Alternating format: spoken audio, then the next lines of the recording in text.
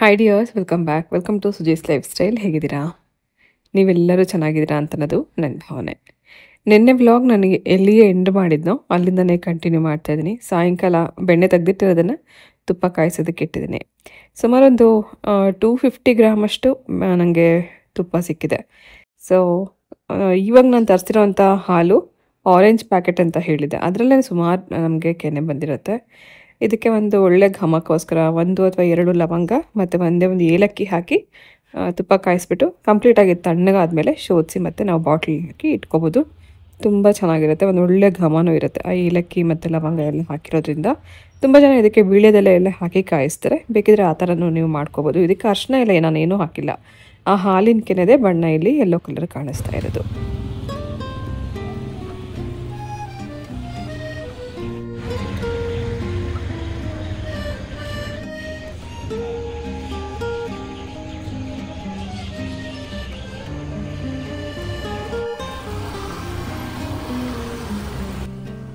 ಸಾಯಂಕಾಲ ಹರ್ಷಿತ್ ಜಿಮ್ಗೆ ಹೋಗಿದ್ದ. ಜಿಮ್ಮಿಂದ ವಾಪಸ್ ಬಂದಮೇಲೆ ಕೂಡ ಮತ್ತದೇ ಕಾನ್ವರ್ಸೇಷನ್ ಇಲ್ಲಿ ಕಂಟಿನ್ಯೂ ಆಗ್ತಾ ಇದೆ.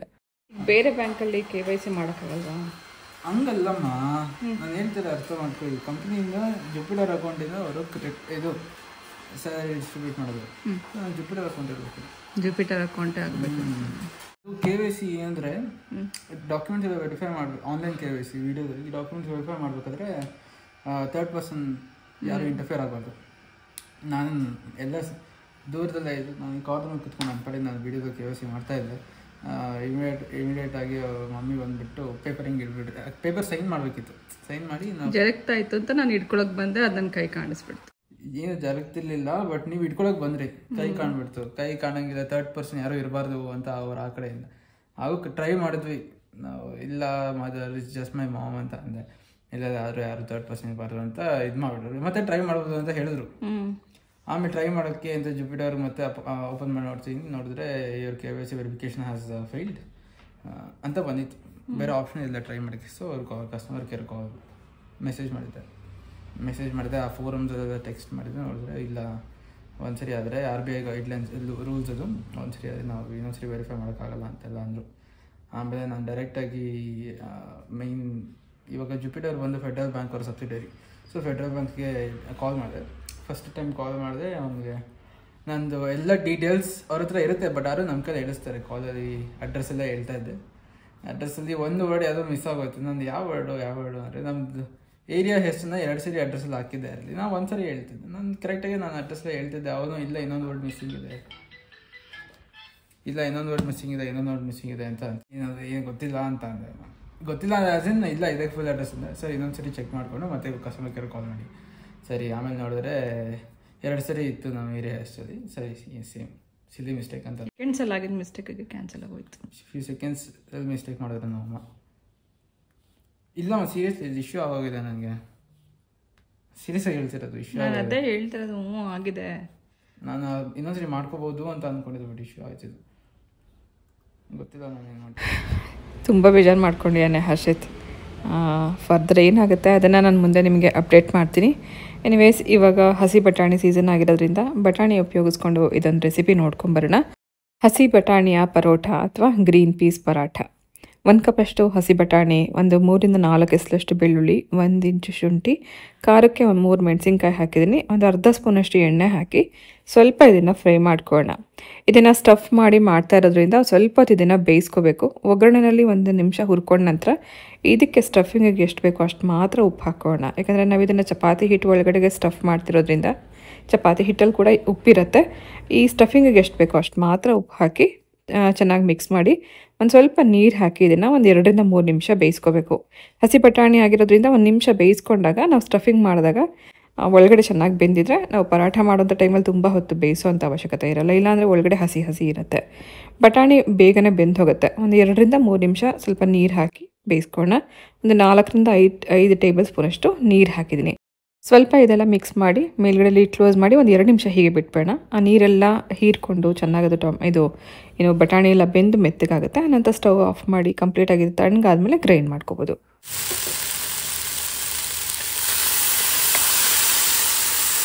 ನೋಡಿ ನೀರೆಲ್ಲ ಪೂರ್ತಿಯಾಗಿ ಹೋಗಿದೆ, ಅಂದರೆ ಬಟಾಣಿ ಎಲ್ಲ ಹೀರ್ಕೊಂಡಿದೆ. ನಂತರ ಬಟಾಣಿ ಕೂಡ ಮೆತ್ತಗಾಗಿದೆ. ಮಸಾಲೆ ಜೊತೆಗೆ ಇದು ಬೆಂದಿರೋದ್ರಿಂದ ಒಂದು ಒಳ್ಳೆ ಟೇಸ್ಟ್ ಇರುತ್ತೆ. ನಾವಿದನ್ನು ಪೂರಿ ಒಳಗಡೆಗೆ ಸ್ಟಫ್ ಮಾಡಿ ಎಣ್ಣೆನಲ್ಲಿ ಕರೆದ್ರೆ ಅದೊಂಥರ ಕಚೋರಿ ಥರ ಟೇಸ್ಟ್ ಕೊಡುತ್ತೆ. ಅಥವಾ ನೀವು ಎಣ್ಣೆ ಒಳಗಡೆ ಕರೆದು ತಿನ್ನೋದು ಇಷ್ಟ ಆಗಲ್ಲ ಅಂತನವ್ರಿಗೆ ಚಪಾತಿ ಥರ ಹಿಟ್ಟು ಕಲಿಸ್ಕೊಂಡು ಒಳಗಡೆ ಸ್ಟಫ್ ಮಾಡಿ ಇದನ್ನು ಬೇಯಿಸ್ಕೊಂಡ್ರೆ ಪರೋಟ ಥರ ಆಗುತ್ತೆ. ಕಂಪ್ಲೀಟಾಗಿ ಇದು ತಣ್ಣಗಾದ್ಮೇಲೆ ನಾನು ಜಾರಲ್ಲಿ ಹಾಕಿ ಸ್ವಲ್ಪ ಅರಿಶಿನ ಹಾಕ್ತಾಯಿದ್ದೀನಿ. ಅರಿಶಿನ ಆಪ್ಷನಲ್, ಬೇಕಿದ್ರೆ ಹಾಕ್ಕೋಬೋದು, ಇಲ್ಲಾಂದರೆ ಸ್ಕಿಪ್ ಮಾಡ್ಬೋದು. ಒಂದೇ ಒಂದು ಚಿಟಿಕೆ ಅಷ್ಟು ಅರಿಶಿನ ಹಾಕಿ ಪಲ್ಸ್ ಮೋಡಲ್ಲಿ ಇದನ್ನು ಗ್ರೈಂಡ್ ಮಾಡ್ಕೋಬೇಕು. ಜಾಸ್ತಿ ನುಣ್ಣಗಾಗಬಾರ್ದು, ಸ್ವಲ್ಪ ತರಿಯಾಗಿರೋ ಹಾಗೇ ಪಲ್ಸ್ ಮೋಡಲ್ಲಿ ಅಂದರೆ ನಿಲ್ಲಿಸಿ ಗ್ರೈಂಡ್ ಮಾಡ್ಕೊಳ್ಳೋಣ. ನೀರು ಹಾಕೋದು ಬೇಡ, ಇಲ್ಲಾಂದರೆ ನೀರು ಹಾಕ್ಬಿಟ್ರೆ ಒಂಥರ ತುಂಬ ಚಟ್ನಿ ಥರ ಹೋಗುತ್ತೆ, ನಾವು ಲಟ್ಸೋದಕ್ಕಾಗಲ್ಲ. ಸೊ ಈ ಥರ ಸ್ವಲ್ಪ ಡ್ರೈ ಆಗಿರೋ ಹಾಗೇ ಇದನ್ನು ಗ್ರೈಂಡ್ ಮಾಡಿಕೊಂಡ್ರೆ ಸ್ಟಫಿಂಗ್ ರೆಡಿ ಆಯಿತು. ಯಾವುದೇ ರೀತಿ ಪರಾಠ ಅಥವಾ ಈ ಥರದ ಸ್ಟಫ್ ಮಾಡಿ ಪೂರಿ ಮಾಡುವಂಥ ಟೈಮಲ್ಲಿ ಗೋಧಿ ಹಿಟ್ಟು ಜೊತೆಗೆ ಸ್ವಲ್ಪ ಅಜ್ವೈನ್ ಹಾಕಿ ಅಥವಾ ಓಂಕಾಳು ಹಾಕಿ ಕಲಿಸ್ಬಿಟ್ಟು ಮಾಡಿದ್ರೆ ಆ ಅಜ್ವೈನ್ದು ಘಮ ತುಂಬ ಚೆನ್ನಾಗಿರುತ್ತೆ. ಗೋಧಿ ಹಿಟ್ಟು ಹಾಕಿದ್ದೀನಿ, ಸ್ವಲ್ಪ ಉಪ್ಪು ಹಾಕಿದ್ದೀನಿ, ಸ್ವಲ್ಪ ಓಂಕಾಳು ಹಾಕಿದ್ದೀನಿ, 1 ಟೇಬಲ್ ಸ್ಪೂನಷ್ಟು ಎಣ್ಣೆ ಹಾಕಿ ಸ್ವಲ್ಪ ನೀರು ಹಾಕಿ ಇದನ್ನು ಟೈಟಾಗಿ ಹಿಟ್ಟನ್ನು ಕಲಸಿ ರೆಡಿ ಮಾಡ್ಕೊಳ್ಳೋಣ.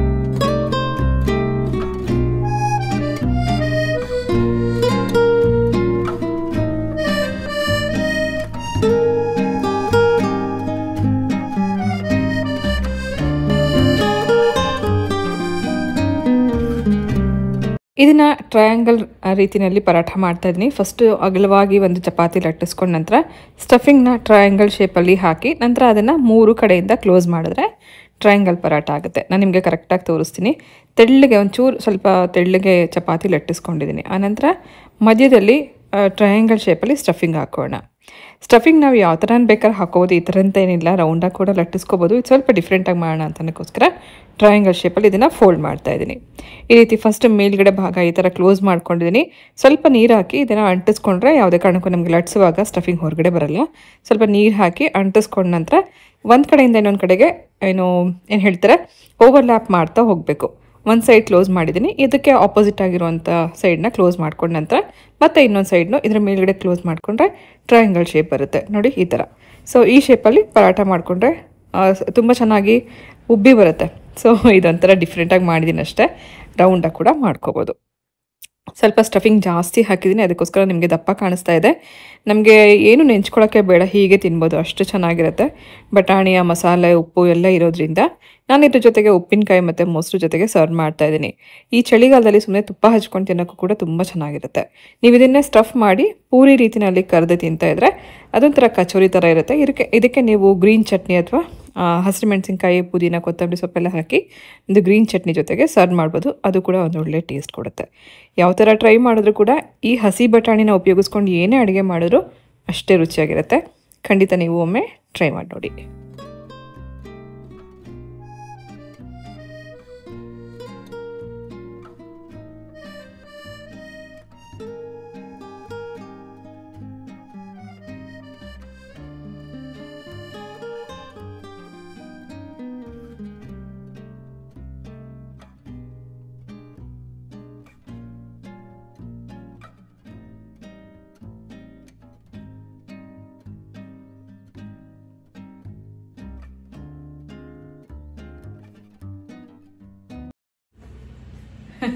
ಏನು ಟೈಮ್ ಅಂತಲೂ ಗೊತ್ತಿಲ್ಲ. ಹೊರಗಡೆ ನಮ್ಮ ಅಜ್ಜಿ ಆಗಿನ ಕಾಲದಲ್ಲಿ ಸೂರ್ಯನ ನೋಡಿ ಟೈಮ್ ಹೇಳ್ತಿದ್ರಲ್ಲ, ಆ ಥರ ಟೈಮ್ ಹೇಳೋಂಗಾಗಿದೆ. ಸುಮಾರು ಇವಾಗ 11:30-12 ಗಂಟೆ ಸಮಯ ಇರಬೇಕು.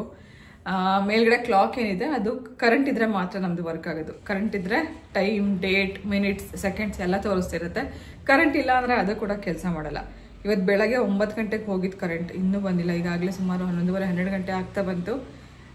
ಬೆಳಗ್ಗೆನೆ ಬೇಗ ಕೆಲಸ ಎಲ್ಲ ಮುಗಿಸ್ತೆ. ಇವತ್ತು ಸ್ವಲ್ಪ ಎಡಿಟಿಂಗ್ ಮಾಡಬೇಕು, ಕೊರಿಯರ್ಸ್ಗಳು ಕಳ್ಸೋದಿದೆ, ಅದಕ್ಕೆ ಪ್ರಿಪ್ರೇಷನ್ ಮಾಡ್ಕೊಳ್ತಿತ್ತು. ಅದಕ್ಕೋಸ್ಕರ ಬೇಗ ಕೆಲಸ ಮುಗಿಸ್ತೆ. ಹಾಗೆ ತಿಂಡಿ ಇಬ್ಬರೇ ಇರೋದ್ರಿಂದ, ಹಸ್ಬೆಂಡ್ ಇಲ್ಲ, ನನಗೆ ಮತ್ತು ಹರ್ಷಿತ್ಗೆ ಮ್ಯಾಗಿ ಮಾಡಿಕೊಟ್ಟೆ. ನಾನು ಚಪಾತಿ ಮತ್ತು ಮೊಸರಿಗೆ ಬೆಲ್ಲ ಹಾಕೊಂಡು ತಿನ್ನೋಕ್ಕೆ ತುಂಬ ಚೆನ್ನಾಗಿರುತ್ತೆ. ಸೊ ಒಬ್ಳಿಗೋಸ್ಕರ ಏನೇನು ಚಟ್ನಿ ಪಲ್ಯ ಅಂತ ಅಂದ್ಕೊಂಡು ಆಮೇಲೆ ಬ್ರೇಕ್ಫಾಸ್ಟ್ ಆಯಿತು. ಇನ್ನೇನು ಅಡುಗೆ ಕೆಲಸ ಸ್ಟಾರ್ಟ್ ಮಾಡಬೇಕು. ಜೊತೆಗೆ ಕೆಲಸಗಳು ಬೇಕಾದಷ್ಟು ಕೆಲಸ ಇದೆ. ಪ್ರಿಪ್ರೇಷನ್ ವರ್ಕ್ ಎಲ್ಲ ಇದೆ, ಪ್ರೊಡಕ್ಷನ್ ವರ್ಕ್ ಇದೆ, ಜೊತೆಗೆ ಕೊರಿಯರ್ ಕಳಿಸ್ಬೇಕು. ಇವಾಗ ನೋಡಿದ್ರೆ ಪವರ್ ಕಟ್ ಆಗಿದೆ. ತುಂಬ ಹೊತ್ತಾಯ್ತಲ್ಲ ಅಂತ ಅಂದ್ಬಿಟ್ಟು KEBಗೆ ಫೋನ್ ಮಾಡಿದ್ರೆ ಅವ್ರು ಹೇಳ್ತೀರಾ ಸಾಯಂಕಾಲ 5 ಗಂಟೆ ಆಗುತ್ತೆ ಕರೆಂಟ್ ಬರೋದು ಅಂತ. ನನಗಿವಾಗ ಹೆಂಗೆ ಅನ್ಸುತ್ತೆ ಅಂದರೆ, ಈ ಕಡೆ ಬ್ಯಾಟ್ರಿನೂ ಇಲ್ಲ, ಇದು ಫೋನ್ದು ಈಗ ಕೂಡ ಬ್ಯಾಟ್ರಿ ಚಾರ್ಜ್ ಮಾಡ್ಕೊಂಡಿಲ್ಲ, ಅಡುಗೆ ಆಗಿಲ್ಲ, ವಾಷಿಂಗ್ ಮಿಷಿನ್ ಕೂಡ ಆನ್ ಮಾಡಿಲ್ಲ ಕರೆಂಟ್ ಇಲ್ಲ ಅಂತ. ಈ ಥರದ್ದೆಲ್ಲ ಪೆಂಡಿಂಗ್ ವರ್ಕ್ ಆಗೋಯ್ತು. ಒಂದೊಂದ್ಸತಿ ಕರೆಂಟ್ ಇಲ್ಲ ಅಂತಂದರೆ ಏನೂ ಆಗಲ್ಲ. ಈ ಕಡೆ ವೈಫೈ ಕೂಡ ವರ್ಕ್ ಆಗಲ್ಲ, ಅವನಿಗೂ ಕೂಡ ಕೆಲಸಕ್ಕೆ ತೊಂದರೆ ಆಗ್ತಿದೆ. ಎಲ್ಲ ಕೆಲಸ ಏನು ಇಲ್ದಂಗೆ ಕೈ ಕಟ್ಕೊಂಡು ಕೂತ್ಕೊಂಡೋಗಾಗಿದೆ. ಅಡುಗೆ ಅಂತೂ ಮಾಡ್ತೀನಿ. ಸೊ ಮುಂಚೆ ಎಲ್ಲ ಪವರ್ ಇಲ್ಲ ಅಂದರೆ ಅಡುಗೆ ಮಾಡೋಕ್ಕಾಗ್ತಿಲ್ಲ. ಬಟ್ ಇವಾಗ ಏನೋ ಒಂದು ಸೊಲ್ಯೂಷನ್ ಸಿಗುತ್ತೆ, ಅಡುಗೆ ಮಾಡಬೇಕು ಅಷ್ಟೇ. ಇವತ್ತು ಹರ್ಷಿತ್ಗೆ ತುಂಬ ಇಷ್ಟ ಅಂತ ಚಿಕನ್ ತರಿಸಿದ್ದೀನಿ. ಅವ್ನು ಹೊರಗಡೆ ಹೋಗ್ತಾ ಇರೋಕ್ಕಾಗಲ್ಲ, ಆನ್ಲೈನಲ್ಲಿ ತರಿಸ್ದೆ. ಅವ್ನು ಸ್ನಾನಕ್ಕೆ ಹೋಗಿದ್ದಾನೆ. ಸ್ನಾನ ಮುಗಿಸ್ಕೊಂಡು ಬರೋಷ್ಟರಲ್ಲಿ ಸ್ವಲ್ಪ ಸಿಂಪಲ್ಲಾಗಿ ಒಂದು ಚಿಕನ್ ಕರಿ ಮಾಡೋಣ ಅಂತ ಅಂದ್ಕೊಂಡಿದ್ದೀನಿ. ಚಿಕನ್ ಅಂದರೆ ಕರೆಂಟ್ ಇಲ್ಲ ಅಂತಂದಾಗಲೂ ನಾವು ಹೇಗೆ ಮಾಡ್ಕೋಬೋದು ಅಂತ ಅದಕ್ಕೊಂದು ಇವತ್ತು ರೆಸಿಪಿ ನೋಡ್ಕೊಂಬರೋಣ ಬನ್ನಿ. ಕೆಲವೊಮ್ಮೆ ಮನೆಗೆ ಬೇಕಾಗಿರುವಂಥ ಸಣ್ಣ ಪುಟ್ಟ ವಸ್ತುಗಳು, ತರಕಾರಿ, ಹಾಲು ಮತ್ತು ಮೊಟ್ಟೆ, ಈ ಥರದ್ದು ಏನಾದ್ರು ಸಣ್ಣ ಪುಟ್ಟ ವಸ್ತುಗಳು ಬೇಕು ಅಂತಂದಾಗ ಆನ್ಲೈನಲ್ಲಿ ತರಿಸ್ಬಿಡ್ತೀನಿ. ಈಗ ಹರ್ಷಿತ್ ಕೂಡ ಬ್ಯುಸಿ ಇರೋದ್ರಿಂದ ಹೊರಗಡೆ ಹೋಗಿ ಅವ್ನಿಗೆ ಏನು ಬೇಕೋ ಅದನ್ನು ತಂದ್ಕೊಳಕ್ಕಾಗ್ತಿರ್ಲಿಲ್ಲ. ಒಂದು ವಾರಕ್ಕೆ ಸುಮಾರು 1 ಟ್ರೇ ಮೊಟ್ಟೆ ಬೇಕಾಗುತ್ತೆ. ಜಿಮ್ಗೆ ಹೋಗೋವಂಥ ಹುಡುಗರಿಗೆ ಗೊತ್ತಿರುತ್ತೆ, ಎವ್ರಿ ಡೇ ಅವ್ರ ಡಯಟಲ್ಲಿ ಮೊಟ್ಟೆ ಇನ್ಕ್ಲೂಡ್ ಮಾಡ್ಕೊಳ್ಳೇಬೇಕಾಗುತ್ತೆ. ಈ ಕಾರ್ಬ್ಸ್ ಇಷ್ಟಿರಬೇಕು ಮತ್ತು ಪ್ರೋಟೀನ್ ಇಷ್ಟಿರಬೇಕು ಅಂತ ಒಂದು ಚಾರ್ಟ್ ಮಾಡಿ ಇಟ್ಕೊಂಡಿದ್ದೇನೆ. ಎವ್ರಿ ಡೇ ಇಷ್ಟೇ ಗ್ರಾಮ್ಸ್ ತೊಗೋಬೇಕು ಅಂತೆಲ್ಲ. ಅದರ ಪ್ರಕಾರ ಇತ್ತೀಚೆಗೆ ಏನೂ ಮಾಡೋಕ್ಕೆ ಆಗ್ತಿಲ್ಲ, ಅವ್ನಿಗೆ ಹೋಗಿ ತರಕ್ಕೂ ಆಗ್ತಿಲ್ಲ.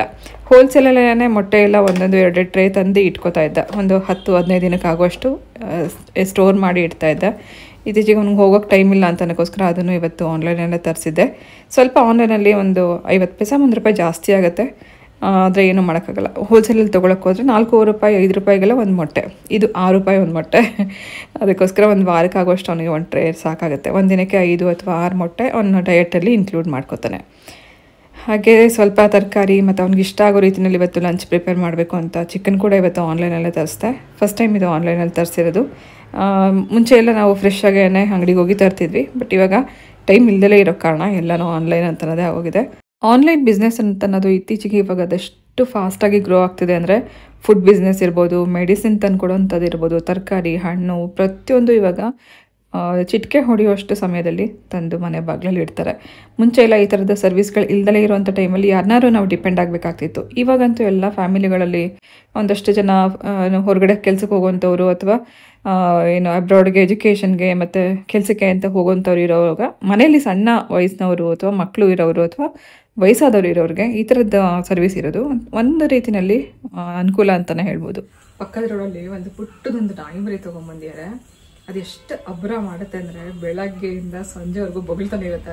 ಆ ಬೊಗಳೋ ಸೌಂಡ್ ಕೇಳಿಸ್ಕೊಂಡು ಸ್ನೂಫಿ ಎಲ್ಲ ಕಡೆ ಹುಡ್ಕೊಂಡ್ಬರ್ತಾಳೆ, ಎಲ್ಲಿದೆ ನಾಯಿ ಮರಿ ಅಂತ ಹೇಳಿ. ಪಕ್ಕದ ರೋಡಲ್ಲಿದೆ, ಅಲ್ಲಿಂದ ಬೊಗಳೋದು ಇಲ್ಲಿ ಕೇಳಿಸುತ್ತೆ. ಪುಟ್ಟದು ನೋಡಿ ಇವಾಗಲೂ ಸೌಂಡ್ ಕೇಳಿಸ್ತಾ ಇದೆ. ಮೇಲ್ಗಡೆ ಪ್ರೀನ್ ರೂಮ್ಗೆ ಹೋದ್ರೆ ತುಂಬ ಚೆನ್ನಾಗಿ ಕೇಳಿಸುತ್ತೆ. ಕೇಳಿಸ್ಕೊಳಕ್ಕೆ ಎಷ್ಟು ಚೆನ್ನಾಗಿದೆ ಅನಿಸುತ್ತೆ. ಹೋಗಿ ನೋಡ್ಕೊಂಬರೋಣ ಅಂತ ಅನ್ನೋಷ್ಟು ಆಸೆ ಆಗುತ್ತೆ. ನೋಡಿ ಸಖತ್ ಜೋರಿದೆ. ಪುಟ್ ಮರಿಗಳಲ್ಲಿ ಅದೆಷ್ಟು ಆಕ್ಟಿವ್ ಆಗಿರುತ್ತೆ. ನಾಯಿ ಮರಿ ಆಗಲಿ ಬೆಕ್ಕಿನ ಮರಿ ಆಗಲಿ ತುಂಬ ಹೈಪರ್ ಆಕ್ಟಿವ್.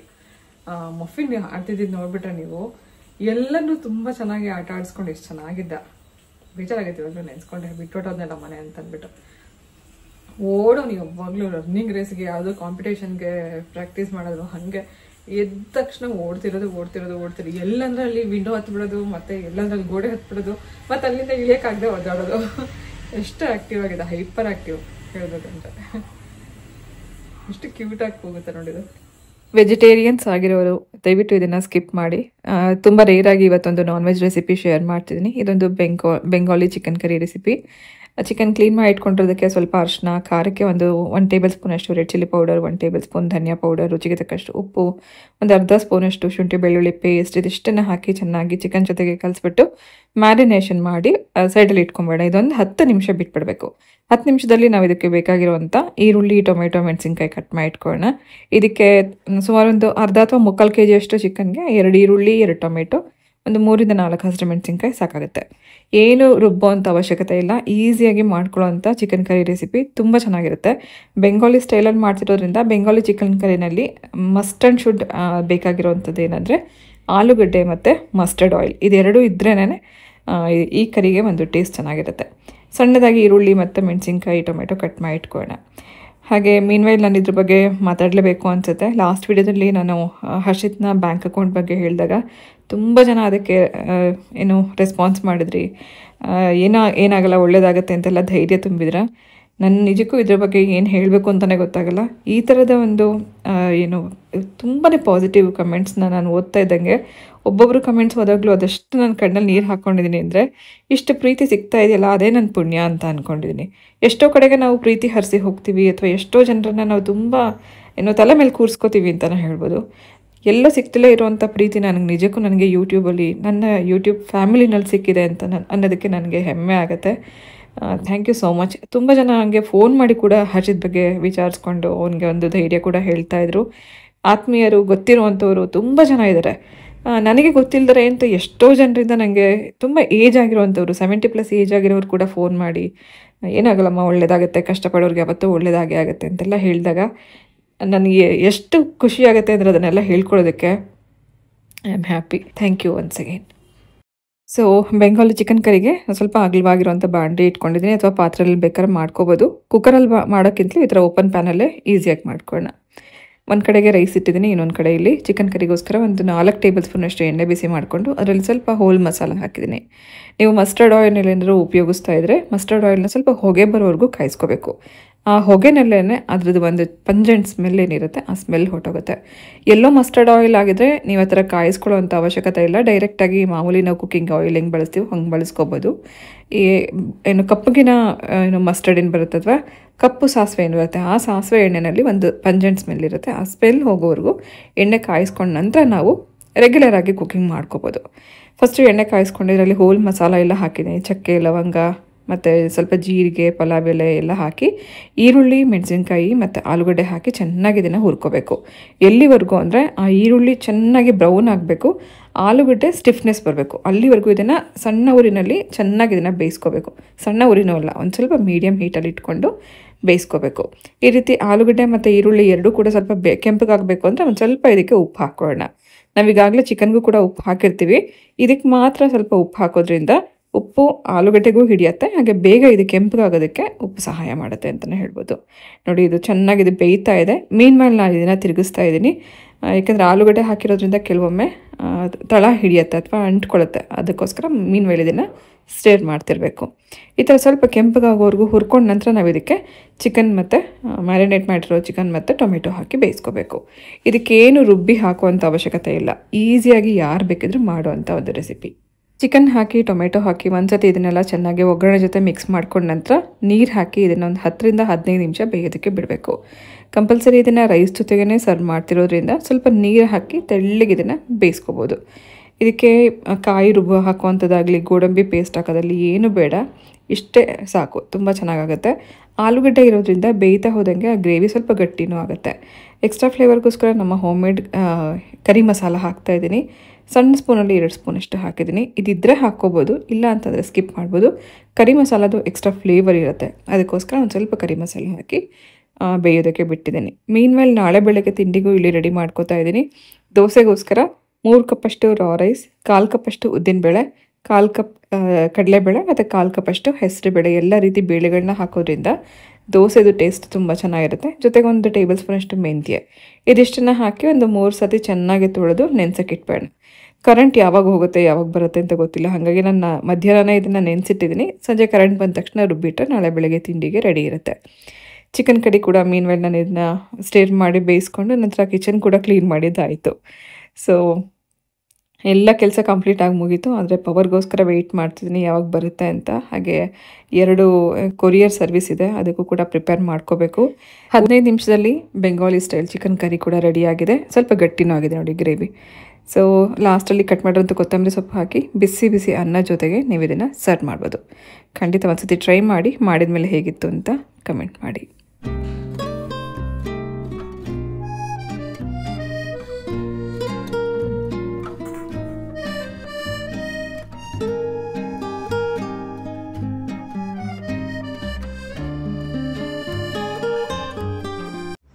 ಊಟ ಆಯಿತು, ನಿದ್ದೆ ಆಯಿತು, ಈಗ ಟೀ ಟೈಮ್ ಆಯಿತು. ಇನ್ನೂ ಕರೆಂಟ್ ಬಂದಿಲ್ಲ, ಕರೆಂಟಿಗೋಸ್ಕರ ಕಾಯ್ತಿದ್ದೀನಿ. ಒಂದು ಬ್ಯಾಟ್ರಿ ಕೂಡ ನಂತಿಲ್ಲ ಫೋನ್ದು. ಸಂಜೆ ಆಗಲೇ 5 ಗಂಟೆ ಮೇಲೆ ಆಗೋಯ್ತು, ಇನ್ನೂ ಪವರ್ ಬಂದಿಲ್ಲ. ಹರ್ಷಿತ್ ಒಂದು ಮೀಟಿಂಗ್ ಇತ್ತು, ಅದು ಕೂಡ ಕ್ಯಾನ್ಸಲ್ ಆಯಿತು. ಅದನ್ನೇ ಇವಾಗ ಹರ್ಷಿದ್ದು 2% ಇದೆ. ನನ್ನ ಫೋನ್ ಯಾವಾಗಲೂ ಡೇಟಾ ಆಯಿತು 1% ಇದೆ.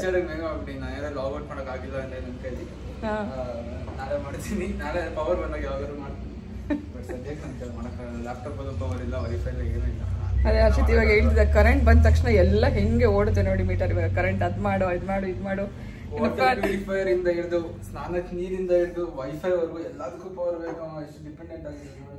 ಇವತ್ತು ಫೋನ್ ಇಲ್ಲ ನಮ್ಮ ಕತೆ ಮುಗೀತು. ಫೋನ್ ಇಲ್ಲ ಅಂತ ಸ್ವಲ್ಪ ನಿದ್ದೆ ಮಾಡಿದೆ ಇವತ್ತು ಊಟ ಆದ್ಮೇಲೆ. ಅದೊಂದೇ ಲಾಭ ಅಂತ ಅನ್ಕೋಬೇಕು. ಕರೆಂಟ್ ಬಂತು ಇದು ಇವಳು ನೋಡಿಲ್ಲ, ಇವಳು ಯಾಕೆ ಹಿಂಗೆ ಓಡಾಕ್ತಿದ್ದಾಳೆ. 2 ಚಾರ್ಜರಲ್ಲಿ ಆಲ್ರೆಡಿ 2 ಹಾಕ್ಬಿಟ್ಟಿದೀವಿ. ಇನ್ನೂ 2 ಫೋನ್ ಚಾರ್ಜಿಗೆ ಹಾಕ್ಬೇಕು. ಕೆಂಟ್ ಕೂಡ ಆನ್ ಮಾಡಬೇಕು. ಹೆಂಗಾಗುತ್ತೆ ಅಂದರೆ ಪವರ್ ಇಲ್ಲ ಅಂತಂದರೆ ಏನೂ ಆಗಲ್ಲ ಕೆಲಸ. ಪಾತ್ರೆ ಲೋಡ್ ಮಾಡಿದ್ದೆ ಅಷ್ಟೇ ಇದರಲ್ಲಿ. 4 ಗಂಟೆ ಕೊಡ್ತೀನಿ ಅಂತ ಹೇಳಿದ್ದು. ಮೀಟಿಂಗ್ ಅಟೆಂಡ್ ಮಾಡೋಕ್ಕಾಗುತ್ತೆ ನೋಡಿ. ಇವಾಗ ಆಶಾ ಆಂಟಿಗೆ ಫಸ್ಟ್ ಫೋನ್ ಮಾಡಬೇಕು ಅವ್ರಿಗೆ ಫೋಟೋದು.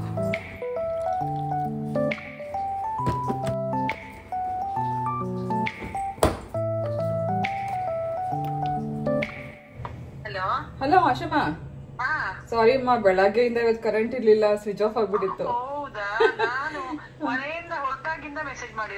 ಇವತ್ತು 2 ಪೋರ್ಟರ್ ಕಳ್ಸೋದಿತ್ತು. 2 ಫೋನ್ ನಂಬರ್ ಆಗಲಿ ಅಡ್ರೆಸ್ ಆಗಲಿ ಪ್ರತಿಯೊಂದು ನನ್ನ ಫೋನಲ್ಲಿತ್ತು. ಅದನ್ನು ಚಾರ್ಜ್ಗೆ ಹಾಕ್ಕೊಂಡು ಮತ್ತು ಅವ್ರಿಗೆ 2 ಪೋರ್ಟರ್ ಕಳ್ಸಿದ ಮೇಲೆ ಸ್ವಲ್ಪ ಸಮಾಧಾನ ಆಯಿತು. ಕರೆಂಟ್ ಬಂದ ತಕ್ಷಣ ಏನೇನೆಲ್ಲ ಪೆಂಡಿಂಗ್ ವರ್ಕ್ ಇತ್ತು ಅದೆಲ್ಲ ಕ್ವಿಕ್ಕಾಗಿ ಅದೆಷ್ಟು ಬೇಗ ಫಿನಿಶ್ ಆಯಿತು ಅಂತಂದರೆ ಇವತ್ತು ಇಡೀ ದಿನ ಅದು ಹೇಗೆ ಕಳೆದೋಯ್ತು ಅಂತಲೇ ಗೊತ್ತಾಗಲಿಲ್ಲ. ಸೊ ಡಿಯರ್ಸ್, ಇದು ಇವತ್ತಿನ ವ್ಲಾಗ್ ಆಗಿತ್ತು. ಮೇ ಬಿ ಇವತ್ತಿನ ವ್ಲಾಗ್ ನಿಮ್ಮೆಲ್ಲರಿಗೂ ಇಷ್ಟ ಆಗಿದೆ ಅಂತ ಭಾವಿಸ್ತೀನಿ. ವಿಡಿಯೋ ಇಷ್ಟ ಆಗಿದ್ರೆ ಲೈಕ್ ಮಾಡಿ, ನಿಮ್ಮ ಫ್ರೆಂಡ್ಸ್ ಆ್ಯಂಡ್ ಫ್ಯಾಮಿಲಿಗೆ ಶೇರ್ ಮಾಡಿ, ಸಬ್ಸ್ಕ್ರೈಬ್ ಮಾಡ್ಕೊಂಡು ನೋಡಿ ಅಂತ ಹೇಳ್ತಾ ನಾನು ಹೊರಡ್ತಾ ಇದ್ದೀನಿ. ಮತ್ತೆ ಸಿಗ್ತೀನಿ ನಾಳೆ ಇನ್ನೊಂದು ಇಂಟ್ರೆಸ್ಟಿಂಗ್ ಆಗಿರುವಂಥ ವ್ಲಾಗ್ ಜೊತೆಗೆ. ಹರ್ಷಿತ್ ಜಿಮ್ ಮುಗಿಸ್ಕೊಂಡು ಬಂದ ಅಷ್ಟರಲ್ಲಿ ಹಸ್ಬೆಂಡ್ ಕೂಡ ಟ್ರಿಪ್ ಮುಗಿಸ್ಕೊಂಡು ಬಂದರು. ಹೋಗ್ಬರಲಾ?